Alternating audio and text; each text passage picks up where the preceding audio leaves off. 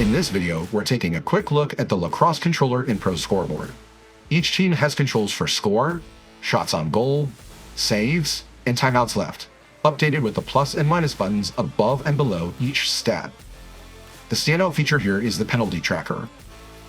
To add a penalty, enter the player's number, select the penalty time, and click Add Penalty.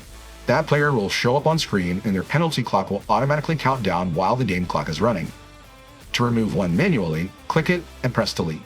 The Possession button toggles the possession indicator on your scoreboard, and you'll also find a timeout clock, a period indicator, and the game clock right in the controller. And that's Lacrosse. Between the automatic penalty tracker and the possession indicator, you've got everything you need to keep up with a fast-moving game. Thanks for watching, and be sure to like and follow for more ProScoreboard tips and tricks.